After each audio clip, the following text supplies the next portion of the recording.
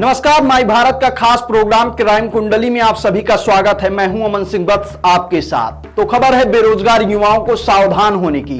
जी हां, यूपी में नौकरी ढूंढना अब उन बेरोजगार युवाओं के लिए खतरा बन गया है जो नौकरी की तलाश में हैं। अगर आपको यकीन नहीं होता तो हम आपको आज वो खबर दिखाने बताने जा रहे हैं, उसे सुनकर आपको यकीन भी हो जाएगा और आप हैरान भी होंगे। देखिए, अगर आपको या आपके किसी जानने वाले बेरोजगार युवक को अनजान व्यक्ति नौकरी दिलाने का वादा करता है तो उससे आप होशियार हो जाइए, वरना आपके साथ ऐसी हैवानियत हो सकती है जिसे सुनकर आपके रूह कांप जाएंगे। ऐसी ही वारदात से जुड़ा एक मामला कानपुर से आया है, जिसमें एक बेरोजगार युवक को नौकरी दिलाने के नाम पर उससे पैसे वसूले गए, फिर उसका हाथ पैर तोड़ दिया गया।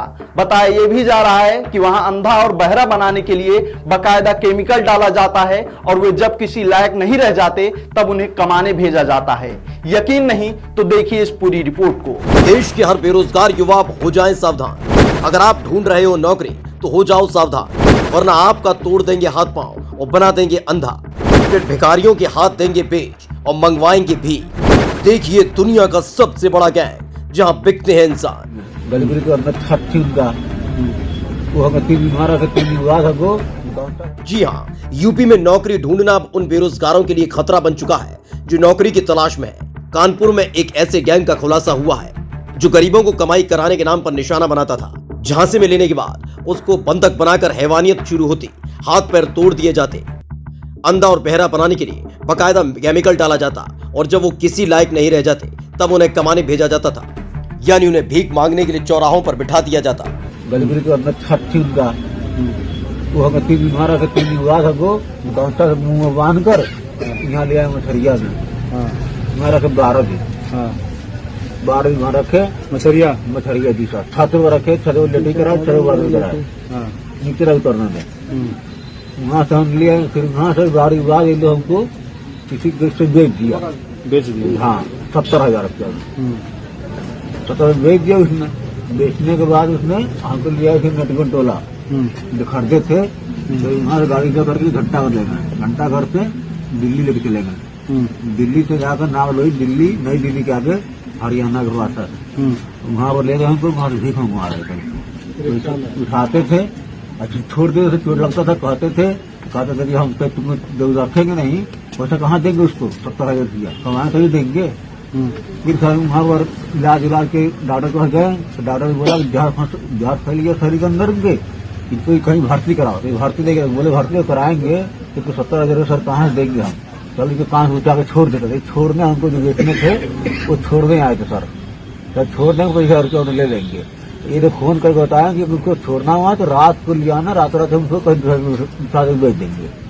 बता दें कि मानव तस्करी से जुड़ा पूरा मामला कानपुर का है। यहाँ 6 महीने पहले नौकरी की तलाश में घूम रहे नौबस्ता के रविंद्र नगर के रहने वाले सुरेश माझी का आरोप है कि उनके ही परिचित विजय नाम के शख्स ने उन्हें बंधक बनाया। इसके बाद झकरकटी पुल के नीचे उन्हें एक कमरे में इतना पीटा कि उनके हाथ पैर के पंजे टूट गए।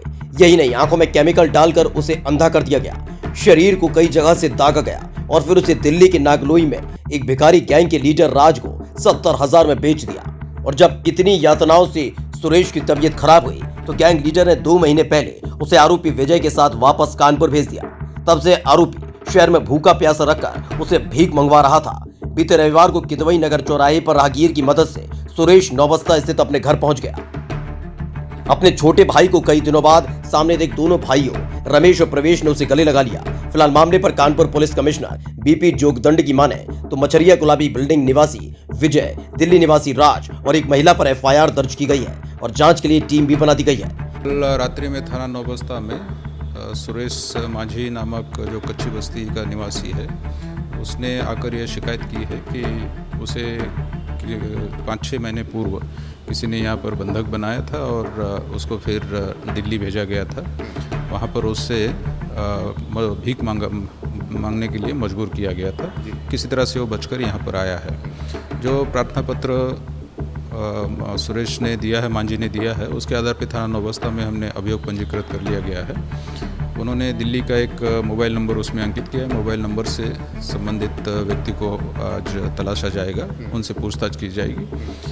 इसका पीड़ित का कल मेडिकल वगैरह कराया गया था। डॉक्टरों ने सभी चोटें पुरानी बताई है, नई चोट कोई नहीं है। उसने ये भी आरोप लगाया है कि उसकी आंखें कमज़ोर हो चुकी है और वो प्रताड़ना के कारण ही हुई है। तो इसके संबंध में मेडिकल बोर्ड बिठाया जाएगा, उसकी आंखों की भी जांच कराई जाएगी। बता दें कि मूल रूप से बिहार के रहने वाले सुरेश के माता पिता का निधन हो चुका है। तीनों भाइयों में वो सबसे छोटा है। सुरेश ने नौबस्ता पुलिस को बताया कि 6 महीने पहले वो छोटी मोटी नौकरी के लिए भटक रहा था। तभी मचारिया गुलाबी बिल्डिंग निवासी विजय ने उसे नौकरी लगवाने का झांसा दिया, कमरे में बंधक बनाया और पीट पीट कर हाथ पैर तोड़ दिए। इसके साथ ही रोज विजय सुरेश की आंखों में केमिकल डालता था, जिसके चलते उसकी आंखों की रोशनी चली गई। सुरेश की मां ने तो उसे इतना पीटा गया कि उसके हाथ पैर टूट गए। आंखों में इतना केमिकल डाला गया कि आंखों की रोशनी चली गई और सुनाई भी कम देने लगा। ट्रेन से उसको लेकर दिल्ली और फिर वहां से हरियाणा बॉर्डर ले जाया गया। दिल्ली के भिखारी गैंग को उसे बेच दिया गया। 3 महीने से ज्यादा समय तक उससे भीख मंगवाई गई। नशीले इंजेक्शन की वजह से उसकी तबीयत खराब हुई तो विजय उसे कानपुर ले आया। अफीम, कोठी, घंटाघर समेत अन्य जगहों पर वो उससे भीख मंगवाता रहा। Bureau report, my Bharat. ऐसी तमाम खबरों को देखने के लिए जुड़े रहिए माय भारत के साथ।